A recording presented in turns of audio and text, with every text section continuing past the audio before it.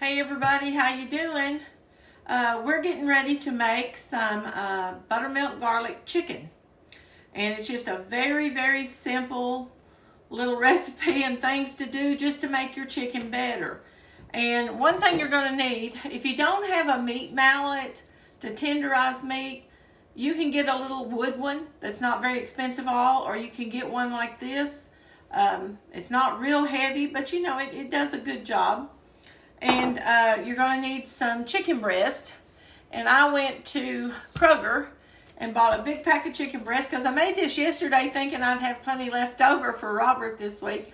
But everybody liked it so well, there wasn't anything left over hardly. And that's a good thing. That doesn't bother me at all. And I have on my White Lily apron, you guys. This is my favorite flour. I've probably used it for about 35 years. Before I started using White Lily, I used Martha White. And I always liked Martha White and had tried White Lily one time just by accident. And I liked White Lily so much better. I don't know, I just liked it better. And I love the unbleached. I wish I could find the unbleached right now, but you can't hardly find anything. You just have to pretty much, if you can find White Lily, you get White Lily. But anyway, we're going to get started. Let me get my big knife over here.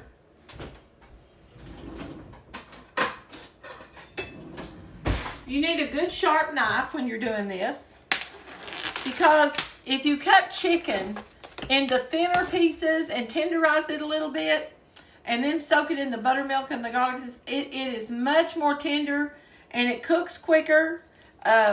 These are the chicken breasts that I got, and I always trim off this little bit of, it's a little flap I call it. It's got a little piece of gristle on it and some fat. And I don't like to eat that. I don't care to put that in there. And sometimes this little piece right here, there's a little piece of sinew that runs down the edge, and I will cut that out. If that doesn't bother you, then have at it. If chewing that little piece of cartilagey stuff doesn't bother you, that's fine. But anyway, we're going to take this. First thing I'm going to do is I'm going to slice it in half, right like that. I'm going to take the big end. Then I'm going to slice it down this way. See, I'm going to slice it and make it thinner. And you put your hand on top of it and the knife in the middle of it. Don't try to slice that holding it in your hand, young cooks. That's a good way to get cut. And then I'm going to slice this one down this way a little bit. Sometimes I'll pick it up and do it like this when I get almost finished.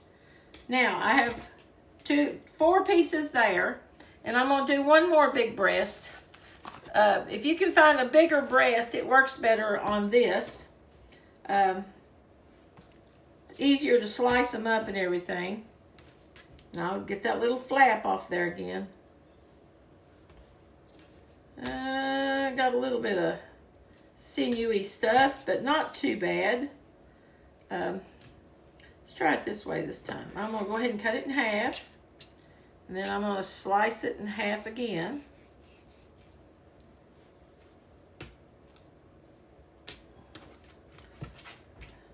Then I'm going to cut this one in half. Now, you may not think so, but 2 chicken breasts cut like this will make a pretty good meal for a family of 4. If you've got another vegetable and a couple vegetables and a starch or something to go with it, that makes a good meal. Now, a lot of times people will lay plastic wrap over this and use their mallet, but I always wash mine anyway. I just don't trust it, so I just do it myself.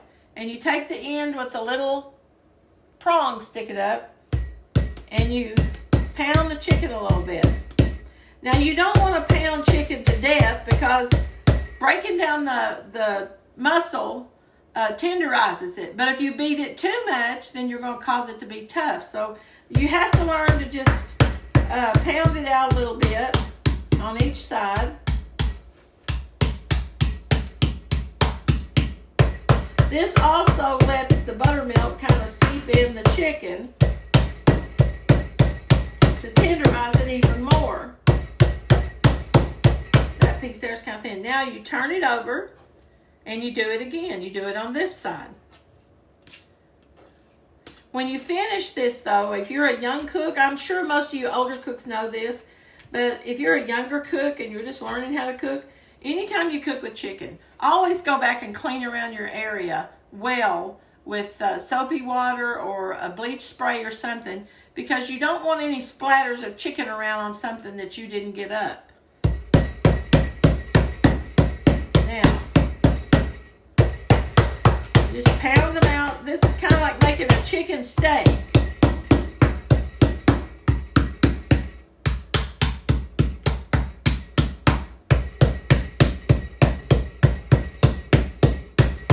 That one seems to be fighting back a little bit more.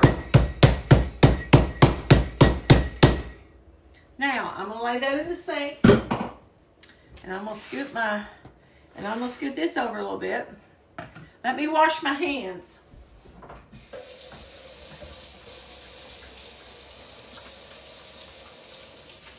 I like to wash my hands in between just to make sure that I'm not contaminating something else, because I will touch my garlic pepper here.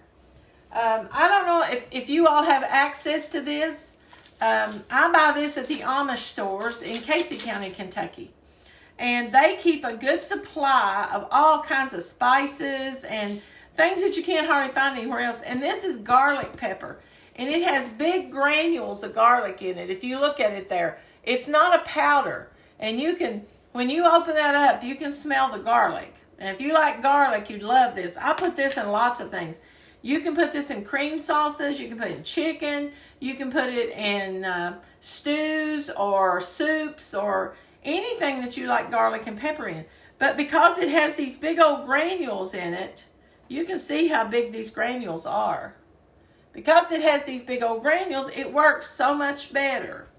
Now, what you're going to do right now with the chicken is you're going to take some buttermilk. And I've not got a whole lot here because I used most of mine yesterday. But I'm going to put a little bit in the bottom of the bowl and just kind of swirl it around so that it coats the bowl a little bit. Then I'm going to put my chicken on the bottom. I'm just going to make a layer here. And I'm going to pour just a little more buttermilk. Just enough to kind of coat it around. Then I'm going to sprinkle some of this garlic pepper on it. Like that. Then I'm going to make another layer of chicken. And I'm going to pour just a little bit more buttermilk. It doesn't take a whole lot, just enough to coat your chicken. Then I'm going to put I put a hefty good sprinkle on mine. Because we like the garlic flavor. You can see about how I'm doing it. Then I'm going to put my last 2 pieces of chicken on top of this. And I'm going to put the rest of this. I probably use maybe 3/4 of a cup of buttermilk here. If I were guessing, that's probably about what it is. Now, I'm going to put another thing of garlic pepper on top of this one. And that's all I'm putting on it. And I'm just going to kind of work all this around a little bit. Massage it into the chicken a little bit. I guess that's what you could call it. And I just leave it right like that. Make sure everything's covered. Now, I'm going to let this sit out on the counter for about an hour. And then I'm just going to, when I get ready to fry it, I'm just going to hold the piece up kind of like this. And I'm just going to let enough of that buttermilk drip off. I don't put any other coating on it. And I put this in a pan with a little bit of oil. Doesn't take very much at all. And it's almost like grilled chicken. But I will be back whenever it has marinated long enough, and I'll show you how to put it in the skillet, cook it, and then you'll have some good garlic chicken. I will be right back.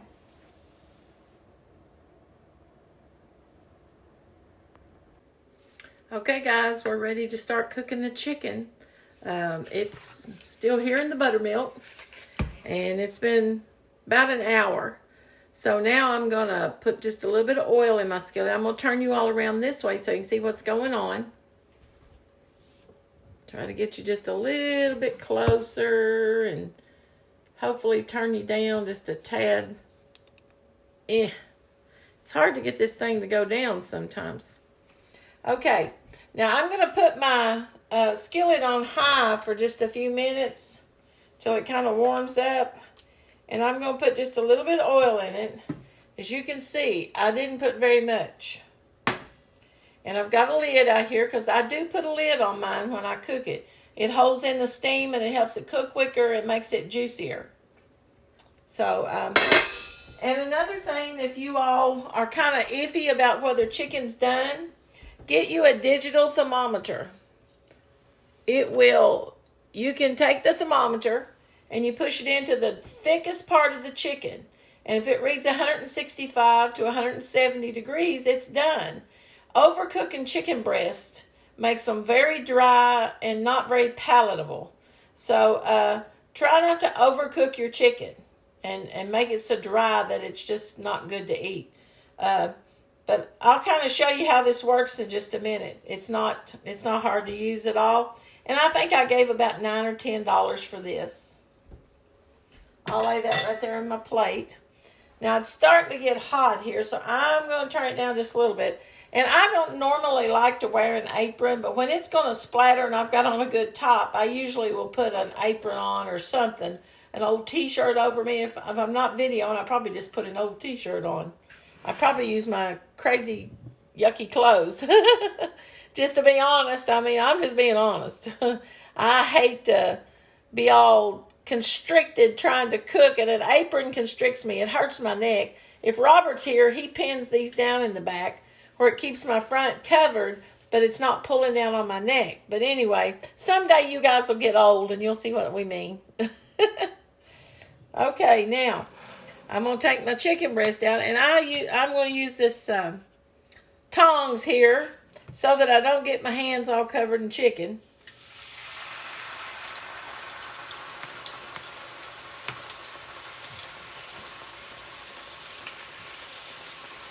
And I just shake off a little bit of that garlic. I just shake off as much as I can. And this skillet, I'm going to put about 3 pieces in it. And let them cook. And I'll show you a piece of it then. Now,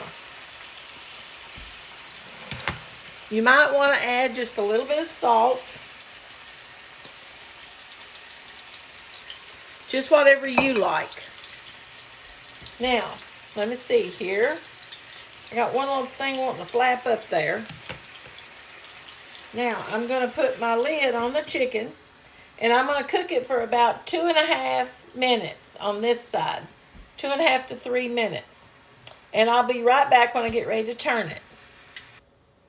Okay, we're ready to turn the chicken. So we're going to take the lid off of it. If you look, the chicken is kind of white looking now. Just turn your chicken over. Then put the lid back on it. And we're going to cook it for 2 minutes on this side.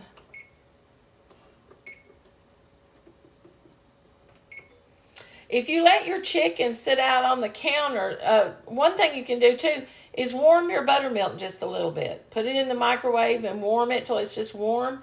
And you'll let your chicken sit out in that warm. It doesn't take as long to cook your chicken because the temperature is, not as cold as if you pull it straight out of the refrigerator. So that helps it come to a cooked temperature a lot quicker if you do it that way. We will be right back. Okay, I've cooked it 2 minutes on that side. Now I'm going to take my lid off. Let me set it right there. And I'm going to turn it back over, and I'm going to turn the heat up a little bit because I want to brown it just a little bit. If you don't mind your chicken being pale, it's fine that way. If you're going to put something over it or, unless you like it brown just a little bit. But I tend to kind of turn mine up just a little bit and brown it.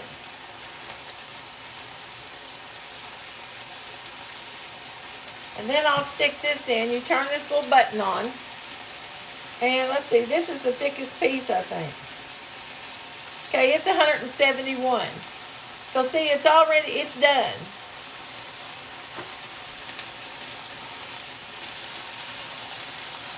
But I tend to just kind of like the... Sometimes I put just a little bit of butter in my skillet with my chicken, with the oil. Put like a tablespoon of butter in with it. And it really makes your chicken a lot better too.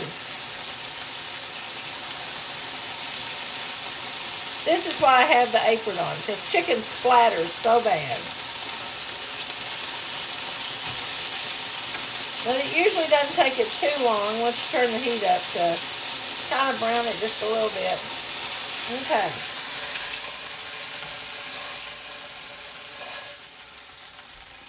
Now, before I put this next batch on, I'm going to cut a piece of this and let you all see what it looks like. Let me take you right back over here just a minute. And we're going to cut a piece of chicken. I'm telling you, I have the worst time with these things. Mine wants to slide down all the time. And I just, gets on my nerves a little bit, but oh well. Let me get me a plate out here. Let's see, let me get one over here. Now, I'm going to crank you all down where you can see. I want you to see how tender this chicken is. Get me a fork. Okay. Now, I just cut a little piece right here. Look how nice and juicy that is. And it's hot. Tastes really good. Ooh, it's hot, you all. But anyway, you all try use some garlic butter chicken, whatever you want to call it. Buttermilk garlic chicken. You all try some. You'll like it. Just, maybe not hardly as much garlic. I might have put just a little too much in mine today. I might have got a little, or the pepper one. I don't know which it is. I think it's the garlic. But anyway, you all have a blessed day, and I hope you enjoy the chicken and the recipe, and just try it. You know, start out with a small amount of garlic. If you don't like a lot of garlic, start out small. If you think you want more the next time, add you a little more to it. But anyway, you all have a blessed day. Bye. I just wanted to say, if you don't have this type of garlic pepper, buy you some powdered garlic and use about a teaspoon and just maybe a half teaspoon of black pepper. And start out, try it that way. Put it in with your buttermilk. And if you've got a little more buttermilk, add a little bit more buttermilk. I think it makes it a little better if you've got a little bit more with it. I didn't have very much chicken today. So anyway, try you some chicken. Hey, be sure to subscribe to my channel and hit the little bell to get notifications. Talk to you all later. Bye.